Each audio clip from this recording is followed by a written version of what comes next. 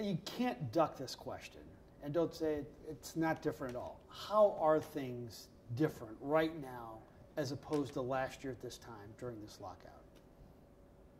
The building's quieter. The music isn't going in the weight room. You know, there's not as much activity going on right now. But as far as the football side, I mean, our job hasn't changed at all. I mean, we've been knee deep in draft preparation since the season's been over, and we're 2 weeks away, and it really hasn't affected our end at all. What about free agency, though? You'd have some people in here. You may even be making some signings. Sure, that's an obvious difference. You know, we didn't go through that period, but all that did, it allowed us to spend more time on the college guys. I've done more traveling this year and gotten to see more players on campus than I have in years past. So it's worked out okay. What are the limits in terms of conversation? Like if you're at a restaurant and James Laurinaitis comes in, can you talk to him? I could say hello to James, sure. How far can you go? I don't want to go too far. That's about it. Just hello? Keep it cat, yeah. And you can't encourage your players to do some off-season training, which some of them are doing together now, can you? No, I mean, there isn't any communication with them right now. You said on Pro Football Talk Live that you think you've done a lousy job of finding a complimentary back to Steven Jackson. Can you elaborate on that? Yeah, I mean, it's gotten plenty of attention the past 2 years, and there's some guys that we missed on, that we probably should have taken a chance on, and via waivers, we could have claimed a couple of guys, probably could have signed a couple of guys in the off season, and we passed on for one reason or another.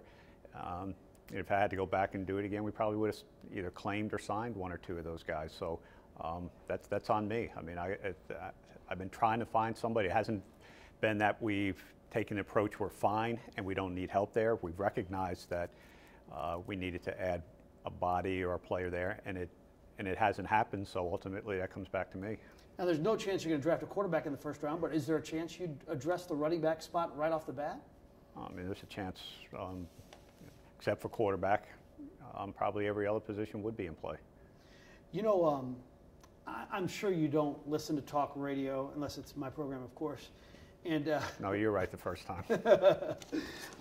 Or read newspapers, read blogs. But the universal, unanimous pick that St. Louis wants to have happen, do you know the name that I'm going to tell you?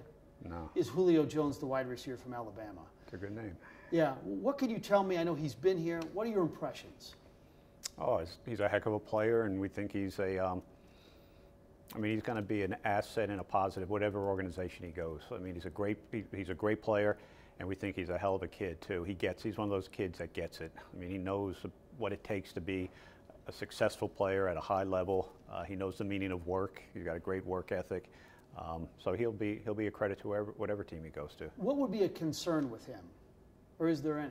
Is he a little he's had some nicks, but you know what? It's more the style that he plays. I mean, this is a tough guy. I mean, he's the best blocking wide receiver, certainly in this year's draft, and probably in a long time. It's just the way they've been freak things. They haven't been soft muscle tears and tissue injuries. I mean, they've been breaks, and just because of the way he plays the game.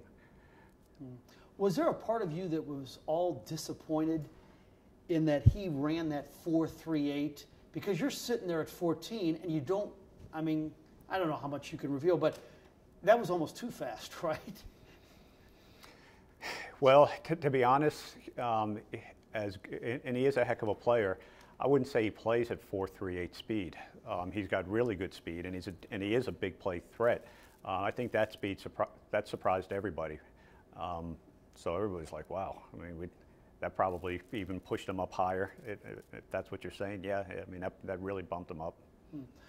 Can you prioritize the positions of needs for us? No. I'm asking. I know you got to ask. What are you most worried about if this season does not start on time?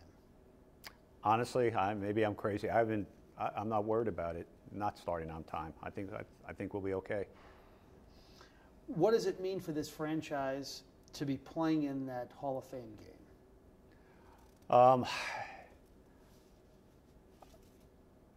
It's a good question.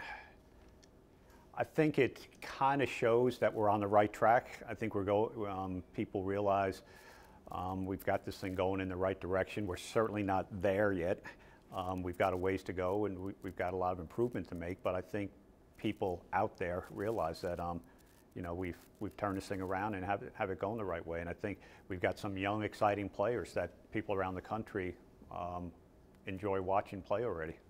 And I think as much as anything, Frank, it's a credit to Falk and Richter, the two former Rams are going into the Hall of Fame.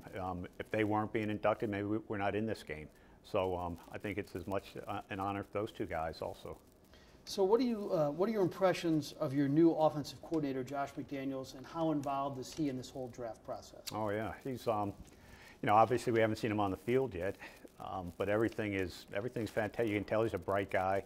He's passionate about football, and he jumped right in with the draft preparation. He met with our scouts before we went to Indianapolis, the combine, and talked about little tweaks in the offense, kind of players that we call them critical factors that he likes in his offense. And it wasn't a total makeover. It was just a couple of changes here and there at different spots. So we haven't missed a beat, and he's a great addition. It's going to help all of us. And has he personally worked out a lot of the guys that you're considering this #1 pick? Yes, he's been involved. He's been involved in all of those guys' evaluation. I guess it was Monday. You brought your scouts together and Steve Spagnuolo and the appropriate coaches to sit down and begin putting together, what you call your front board, the list of players you dream draftable. Can you give us a little insight, our viewing audience, of what kinds of things you discuss? Yeah, everything about the player. The front board is in place. We have our draftable players on there. Now we actually sit down and we read reports. We get the medical information, the psychological evaluation, the character evaluation, and we rank. We go position by position and rank the players. We started with quarterbacks, because that didn't take very long. We flew through that. But then we go to offensive centers. And we say, okay, who's the best center? And we put in a final grade on them and list all the centers from the first round guys all the way down to 7th round. We go through every position like that. Now the next, and that's what we finished. The coaches, the position coaches involved, the coordinators involved, myself and Steve, and the rest of the person, every other scout. We come up with that final grade. The next thing we do now is we go to a whole different board and we just start stacking from 1 to 32 how we would draft the player. Who's the best player? Okay, we're on the clock. We've got the first pick. Who do we take? And we go right through. I think we have about 5 rounds up there, total rounds of players. But how true are you to that board if a wide receiver is lower down than an offensive tackle? It depends how much. If you have a receiver at 6'5" and a tackle at 6'6", it's close enough. I mean, you can. Now, if the tackle is at 7'0" and the receiver's at 6'0", that's a whole different level. You have to stay true to your board and take the best player. There's too much of a gap at that point. You lost to Shimigo Atagwe in the offseason. Right now, I guess Craig Dahl is #1 on your depth chart. Are you comfortable with him, or is that a position that's going to be addressed? If there's a better player that's better than Dahl, and short term and long term, and we think he could come in and help and compete, then sure, we would address that. But I think Dahl is a heck of a player when he's out there. What do you feel best about this whole organization right now? I mean, what do you feel most confident in right now about the Rams? You know what? There's this draft process that we just went through, that week of meetings, everybody being on the same page. It's the 3rd year that we've gone through the same numerical system, the same evaluation process.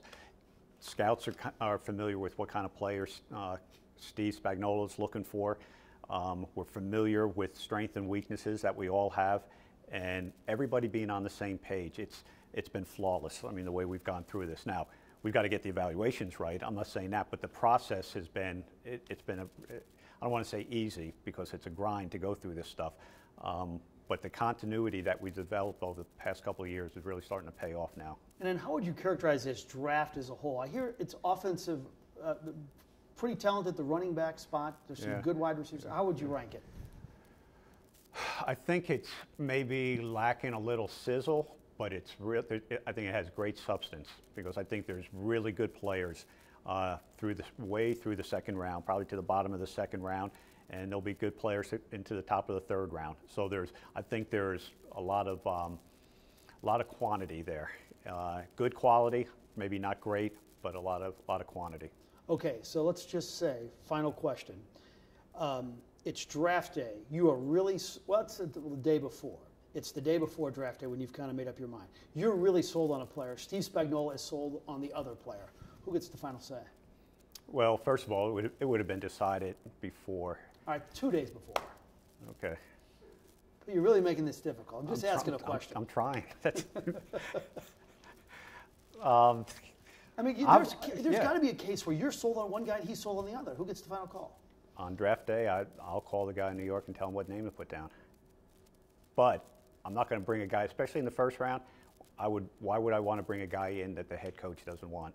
So we'll make it work. We'll make sure that we're on the same page before we get to that point.